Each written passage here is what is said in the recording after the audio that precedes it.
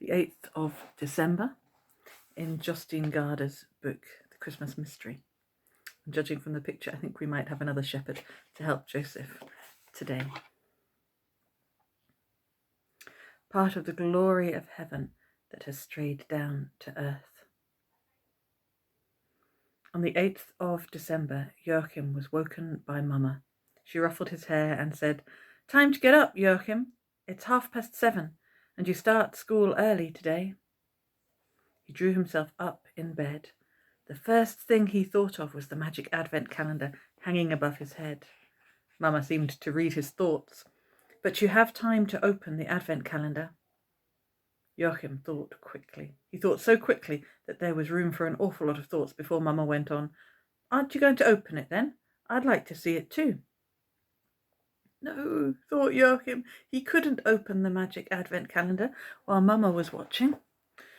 "I don't think you're properly awake yet," Mama went on. "Perhaps you'll let me open the advent calendar today." "No," said Joachim, so loudly and clearly that Mama jumped. "I'll wait till I come home from school. I'll have more time then." He jumped out of bed quickly to be quite certain Mama wasn't going to start opening the calendar. "Of course, you do just as you like," she said. She went out to the kitchen while Joachim got dressed.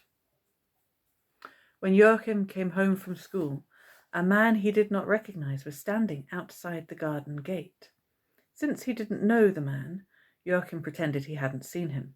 He opened the gate and closed it after him. "Is your name Joachim?" asked the stranger.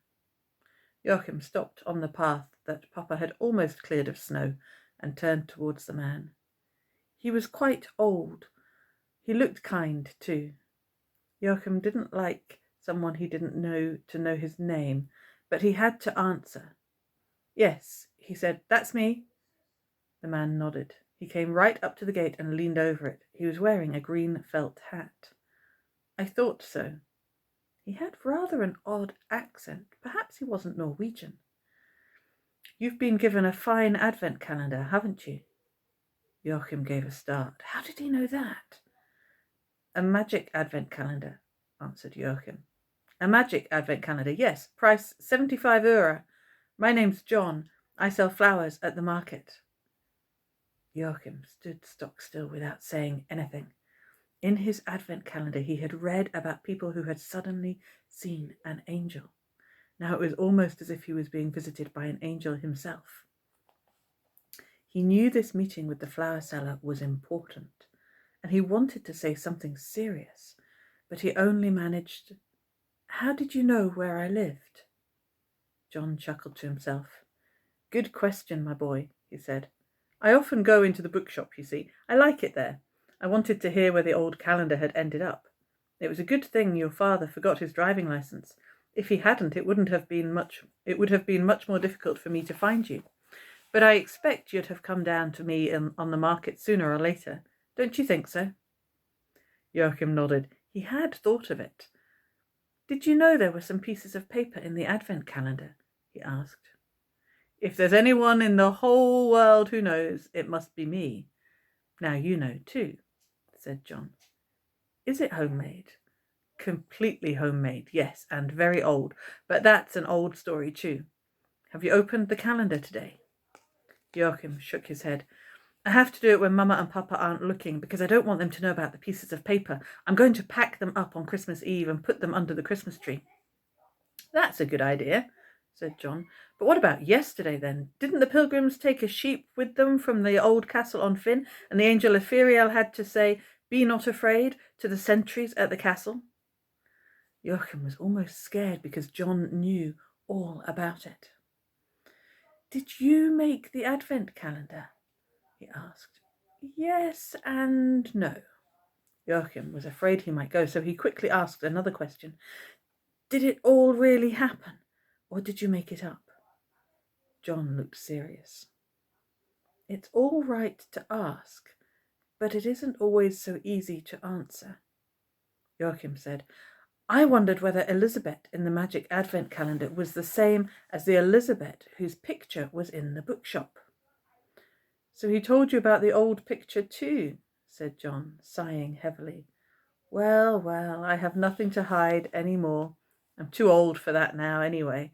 But it isn't Christmas yet, so we'd better talk about Elizabeth another time. He took a step back. Sabet Tebas, he mumbled to himself. Joachim didn't understand that, but perhaps he hadn't been meant to hear it. Finally, finally, John said, I must go now, but we'll meet again, for that old story links us human beings together. He walked away rapidly and soon disappeared. Joachim was annoyed that he hadn't had time to ask more questions. He ought to have asked whether the big advent calendar picture was gradually changing as he read the pieces of paper. He hurried into the house and opened the door with the number 8 on it. Today there was a picture of a shepherd carrying a lamb on his shoulders. Joachim picked up the paper, smoothed it out carefully, and read.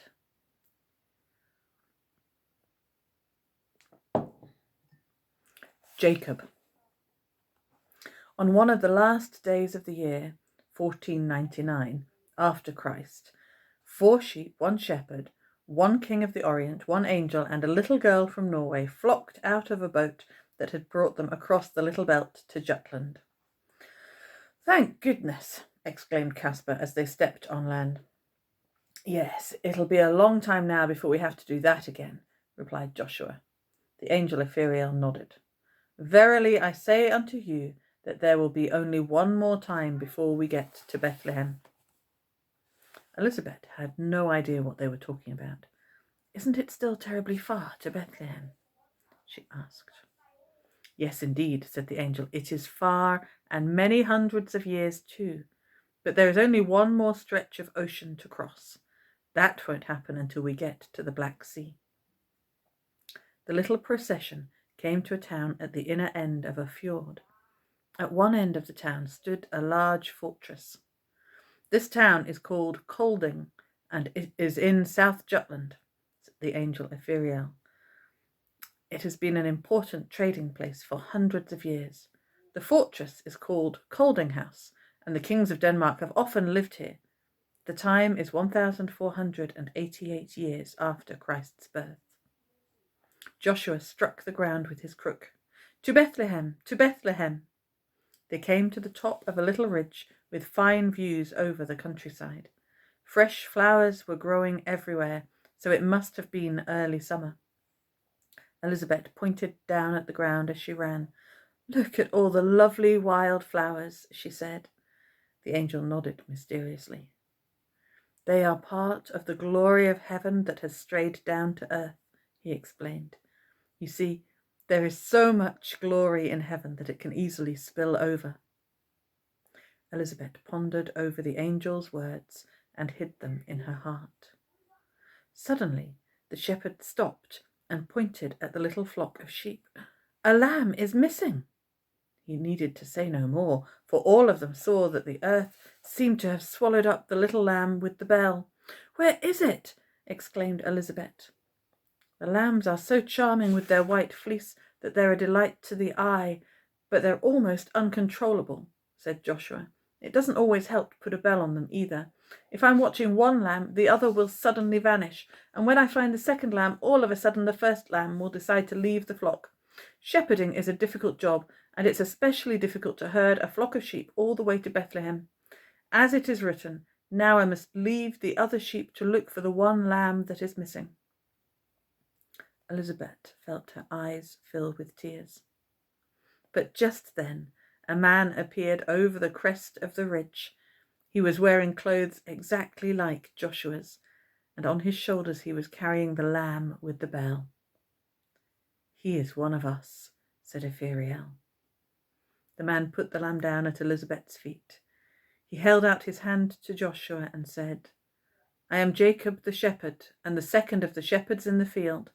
Now I can help care for the flock that's going to Bethlehem. Elizabeth clapped her hands. Joshua struck the ground with his crook and said, To Bethlehem, to Bethlehem. The 2 shepherds ran behind the little flock, with Caspar, the Nubian king, the angel Ephriel, and Elizabeth behind them.